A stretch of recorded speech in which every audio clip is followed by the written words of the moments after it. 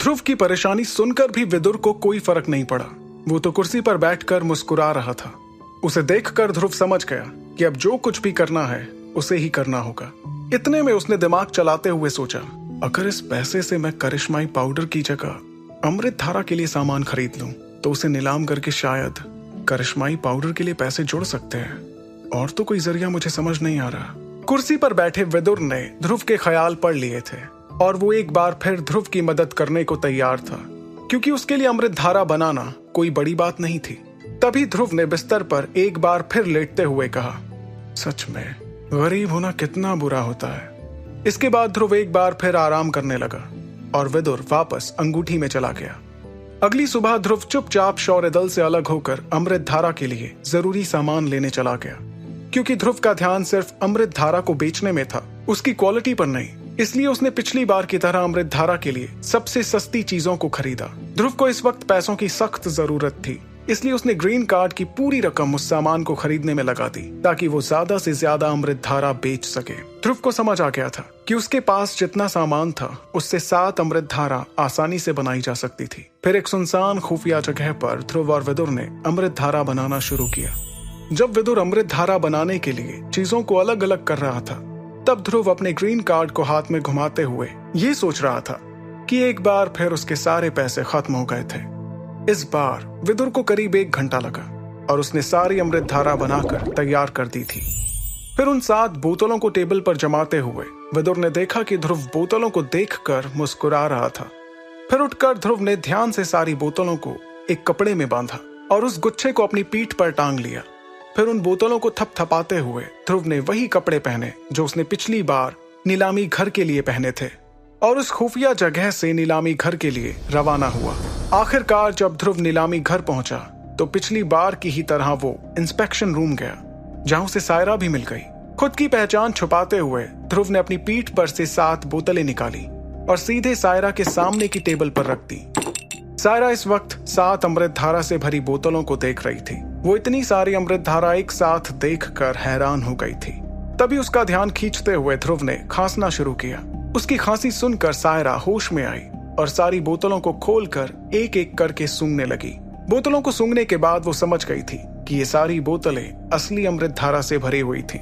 खुद चेक करने के बाद उसने ये बोतलें चरक गुरु को पकड़ा दी, जो वहां के सबसे बड़े हकीम थे। चरक गुरु ने सायरा से अमृत धारा लेकर एक एक बोतल को खोलकर उसे देखा, सूंघा और एक बूंद अपने हाथ में लेकर उसे चख कर देखा। इतना करने के बाद उन्होंने ऐलान किया, 7 बोतलों की अमृत धारा बिल्कुल असली है। चरक गुरु ने जैसे ये कहा, सायरा खुशी से फूली नहीं समा पाई। उसने ध्रुव की तरफ देखा, जो इस वक्त पूरी तरह से कपड़ों से ढका हुआ था, और उसे एक मुस्कुराहट दी। अपनी मुस्कुराहट और आंखों में चमक बरकरार रखते हुए सायरा ने वहां मौजूद लोगों से कहा, सच कहूं तो मैंने कभी सोचा भी नहीं था कि आप 6 महीने बाद हमारे साथ इतना बड़ा सौदा करने आएंगे। लेकिन ये सुनकर विदुर ने ध्रुव के भेस में पूछा, कब तक बिक जाएंगी ये सारी बोतलें? इस पर सायरा थोड़ा चौंक गई, लेकिन उसने बात संभालते हुए कहा, क्या आपको पैसे तुरंत चाहिए? मेरा मतलब, अगर पैसों की बहुत ज्यादा जरूरत ना हो तो 1 से 2 दिन रुक जाइए। हम सारी बोतलें बेचकर आपका हिस्सा आपको पकड़ा देंगे। दरअसल बात यह है कि 7 अमृत धारा की बोतलें एक साथ नीलामी के लिए बहुत कम आती हैं। अगर आप 1 से 2 दिन रुक सकते हैं तो हम दूर तक खबर पहुंचाकर इसका 10 गुना दाम वसूल कर सकते हैं। इससे आपका मुनाफा भी 10 गुना ज्यादा होगा। सायरा की बात सुनकर ध्रुव ज्यादा कुछ नहीं कह पाया और सायरा इस चुप्पी का मतलब समझ गई थी। उसके चेहरे पर बात मनवाने की एक खुशी थी। उसने इस खुशी में टेबल पर रखे अपने चाय के प्याले को उठाया और फिर उसने चाय की एक चुस्की ली। वो समझ गई थी कि उसके सामने जो आदमी खड़ा था वो या तो रैंक 2 का हकीम था या फिर रैंक 3 का। तभी विदुर ने कुछ सोचकर चाय पी रही सायरा से कहा, क्या आप कुछ सामान खरीदने में हमारी मदद कर सकती हैं? यह सुनकर सायरा ने ध्रुव को देखते हुए कहा, कैसा सामान? इस पर विदुर ने थोड़ा हिचकिचाते हुए कहा, एक चीज है, उसके लिए सामान। विदुर ने अपने लफ्ज कम से कम रखे, लेकिन ये लफ्ज सायरा का ध्यान अपनी ओर करने के लिए काफी थे। सायरा ने तुरंत उनसे कहा, आपको कौन सा सामान चाहिए अपनी चीज के लिए? सायरा के सवाल में उसकी हामी छुपी हुई थी, जिसे विदुर ने भापते हुए कहा, 50 साल पुराने 4 नीले गुलाब, सांप के जहर वाले 2 फल, 20 साल पुरानी आयुर्वेदिक दूब का एक गुच्छा और एक जलमूल शक्ति वाला जादुई पत्थर। सामान के बारे में सुनकर सायरा के बगल में खड़े चरक गुरु का चेहरा ही बदल गया। उन्हें समझ नहीं आ रहा था कि उस हकीम को क्यों ऐसी बेशकीमती चीजों की जरूरत थी। कहीं ये हकीम करिश्माई पाउडर तो नहीं बनाने की सोच रहा है। इसी हैरानी में फंसे चरक गुरु ने शांत रहना ही ठीक समझा। वहीं उसके बगल में खड़ी सायरा ने मुस्कुराते हुए ध्रुव से कहा, इतना ही, मैं बिल्कुल आपकी मदद करूंगी इन चीजों को ढूंढने में। अगर ये हमारे पास नीलामी के लिए आती हैं तो मैं आप तक खबर पहुंचवा दूंगी। वैसे आप रहते कहाँ हैं? मेरा मतलब आप तक खबर कैसे पहुंचाऊं? यह कहकर सायरा ने चरक गुरु की तरफ देखा, जो इस वक्त हैरान परेशान दिख रहे थे। उन्हें ऐसे देखकर सायरा थोड़ा घबराने लगी, लेकिन उसने अपने चेहरे पर यह घबराहट झलकने नहीं दी। तभी ध्रुव के भेष में विदुर ने कहा, मुझ तक खबर पहुंचाने की कोई जरूरत नहीं। अगर कोई भी सामान नीलामी के लिए आता है तो आप हमारे हिस्से से उसकी कीमत काट लीजिएगा। मैं 2 दिनों में यहाँ वापस आऊंगा। वैसे भी मुझे कुछ जरूरी काम है जो मैं इन 2 दिनों में कर लूंगा। ठीक है, शुक्रिया। इतना कहकर ध्रुव वहां से चला गया।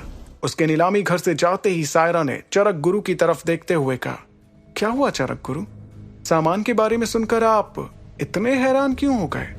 सायरा की बात के जवाब में चरक गुरु ने अपना सिर हिलाते हुए कहा, जहां तक मुझे पता है ये सारा सामान सिर्फ एक ही चीज बनाने के लिए काम आता है, और वो है करिश्माई पाउडर। ये सुनकर सायरा के होश उड़ गए। उसने तुरंत हड़बड़ाते हुए चरक गुरु से सवाल किया, लेकिन करिश्माई पाउडर बनाने के लिए तो हकीम को रैंक 4 का होना पड़ता है। क्या इसका मतलब?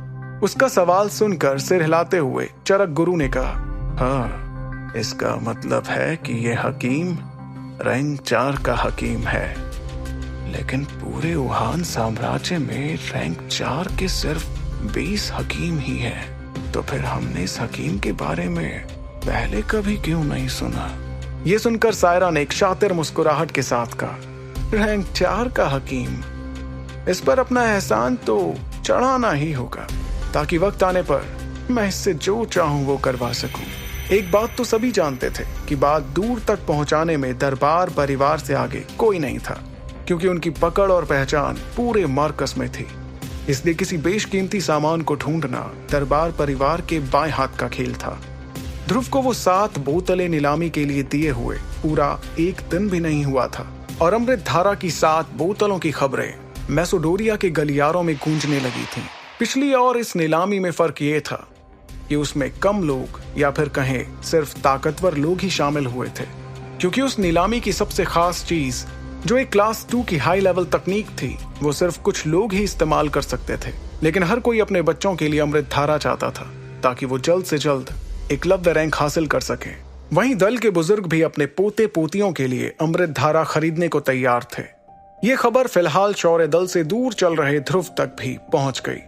उसे महसूस हुआ कि अमृत धारा लोगों के लिए कितनी बेशकीमती चीज थी, लेकिन वो लोग तो अमृत धारा कितनी मात्रा में भी बना सकते थे। आखिर ध्रुव के पास विदुर जैसा हकीम जो था। अगले दिन शौर्य दल को दरबार नीलामी घर से एक खास न्योता आया। ऐसा इसलिए क्योंकि शौर्य दल के लीडर और ध्रुव के बाबा अरेंद्र ने पिछली बार अमृत धारा की 1 बोतल नीलामी में ही खरीदी थी। इस न्योते से दल के कुछ बुजुर्ग भी अमृत धारा लेने के बारे में सोचने लगे। ये वो बुजुर्ग थे जिनके बच्चे या पोते पोतियां अब तक एकलव्य रैंक तक नहीं पहुंच सके थे। वहीं ध्रुव चुपके से बाहर जाने के लिए तैयार हो रहा था, लेकिन वो जैसे ही तैयार होकर अपने कमरे से बाहर निकला तो उसे एक नौकर ने बताया कि ध्रुव के बाबा उसे अपने पास बुला रहे थे। ध्रुव के पास कोई रास्ता नहीं था, इसलिए वो चुपचाप उस नौकर के पीछे अपने बाबा के पास गया। चलते चलते ध्रुव शौर्य दल के महल के मेन दरवाजे के पास आ गया, जहां उसे अपने बाबा के अलावा दल के कुछ और बुजुर्ग भी दिखाई दिए। वो सभी उत्साह में दिख रहे थे और ध्रुव की तरफ देखकर अरेंद्र ने उसे इशारा करके अपने पास बुलाया। ध्रुव आहा भरते हुए अपने बाबा अरेंद्र के पास जाकर खड़ा हो गया। तभी उसे एक लड़की की आवाज सुनाई दी, कितना वक्त लगाते हो तुम तैयार होने में? दल की लड़कियां भी तुमसे जल्दी तैयार हो जाती हैं, कब सुधरोगे तुम? ध्रुव ने पलटकर देखा कि यह आवाज सानवी की थी, जो इस वक्त हमेशा की तरह काफी गुस्से में दिख रही थी। उसे देखकर ध्रुव ने मुस्कुराते हुए उससे कहा, इतनी जल्दी किस बात की है? क्या हम किसी बीमार को मिलने जा रहे हैं? उसका जवाब सुनकर सानवी को और गुस्सा आ गया, लेकिन तभी पीछे से किसी और लड़की की हंसने की आवाज आई। ध्रुव इस आवाज से समझ गया था कि ये आवाज इरा की थी।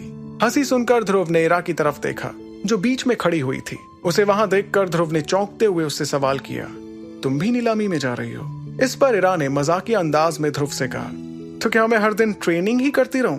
अरे मेरा भी कभी घूमने फिरने का मन करता है, और अगर वहां बोर हुई तो ट्रेनिंग के लिए वापस आ जाऊंगी। ये कहते हुए इरा लोगों के बीच से गुजरते हुए ध्रुव के पास आ पहुंची और उसके साथ खड़ी हो गई।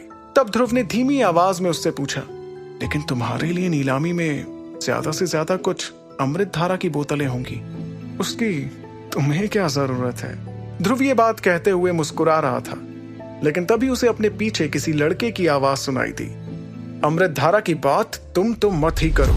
अगर पिछली नीलामी में तुम्हारे बाबा ने अमृत धारा नहीं ली होती तो तुम मुझे कभी नहीं हरा पाते। ये बात सुनकर ध्रुव को हंसी आ गई। उसने ये आवाज काफी दिनों के बाद सुनी थी और इसलिए उसने पलट कर सनी को देखा। सनी अब पहले से बेहतर हालत में था। 2 महीने पहले ध्रुव से मार खाने के बाद वो बहुत दिन बिस्तर पर रहा और कुछ दिन पहले ही उसने फिर से चलना शुरू किया था। ध्रुव और इरा को साथ देखकर वो जल रहा था, लेकिन उसे ध्रुव की मार अच्छे से याद थी, इसलिए उसने ध्रुव को ज्यादा कुछ कहने की कोशिश नहीं की। लेकिन ध्रुव ने सनी से मस्खरी करते हुए कहा, क्या तुम फिर से लड़ना चाहते हो? ध्रुव की ये बात सुनकर सनी को गुस्सा आ गया। उसने अपनी मुट्ठियां कसते हुए कहा, तुम ऐसे नहीं मानोगे, बहुत गुरूर है ना तुम्हारे अंदर। लड़ना है तुम्हें? वैसे मुझे तुम्हारा शुक्रिया अदा करना चाहिए। तुम्हारी वजह से मेरे शरीर को आराम मिल गया और मैं अब 9 सितारों के बहुत करीब हूं। शायद अगले हफ्ते ही हो जाऊं। उसके बाद देखते हैं कौन लड़ना चाहता है और कौन जीतता है। उसकी ये बात सुनकर आसपास खड़े दल वाले चौंक गए। यहां तक कि सनी के दादा यानी दल के बुजुर्ग भी निराश होकर अपना सिर हिला रहे थे। उन्हें लगा आखिर कब तक उनका पोता ऐसी बेवकूफियां करता रहेगा। सनी की बात से अरेंद्र भी हैरान थे। उन्होंने अपना हाथ उठाकर सबको चलने का इशारा किया ही था कि सनी ने ये बात कर दी, जिसकी वजह से उन्हें पलट कर देखना पड़ा कि कहीं उनका बेटा गुस्से में सनी पर हमला ना कर दे। जब अरेंद्र ने देखा कि सनी की बात सुनकर ध्रुव को गुस्सा नहीं उबासी आ रही थी, तो मुस्कुराते हुए वो वापस आगे देखने लगे। तभी ध्रुव ने सनी से कहा, हम देखेंगे, लाजमी है कि हम भी देखेंगे वो दिन जब तुम्हें 9 सितारे मिल जाएंगे। लेकिन मैं तुम्हें एक बात तो बताना ही भूल गया, कुछ दिनों पहले मुझे 9 सितारे मिल चुके हैं। इसका मतलब तुम फिर मुझसे पीछे हो गए। बेचारा सनी। लेकिन ये बात सिर्फ सनी ने नहीं बल्कि दल के सारे लोगों ने सुनी और वो सभी एक बार फिर हैरान हो गए। सब सोच रहे थे कि ध्रुव को 9 सितारे भी मिल गए, वो भी इतनी जल्दी। इस बात पर ध्रुव को समझ नहीं आया कि वो खुश हो या दुखी हो, लेकिन उसे इस बात का तो मजा आ रहा था कि उसने बिना सनी को छुए 9वें सितारे की खबर से उसे एक बार फिर घायल कर दिया था। बेचारा सनी। वहीं सनी इस बात पर भरोसा नहीं कर पा रहा था। फिर गुस्से में उसने ध्रुव को कुछ कहने की कोशिश की, लेकिन फिर चुप हो गया। वो पिछले कुछ दिनों से यही सोच रहा था कि कैसे सभी को अपने 9वें सितारे की खबर देगा, लेकिन आज तो ध्रुव ने ही सनी को खबर दे दी कि जिस चीज को सनी हासिल करने वाला था वो चीज ध्रुव पहले ही हासिल कर चुका था। उसने अपनी नजरें घुमाते हुए सानवी को देखा, जो ध्रुव को इस वक्त गुस्से से देख रही थी। सानवी बिना कुछ कहे मन ही मन ये सोच रही थी कि आखिर ध्रुव को सिर्फ 2 महीनों की ट्रेनिंग से 9वां सितारा कैसे मिल गया, आखिर कैसे? सुपर योद्धा के सारे एपिसोड्स को सुनने के लिए डिस्क्रिप्शन में दी लिंक से डाउनलोड करें पॉकेट FM ऐप।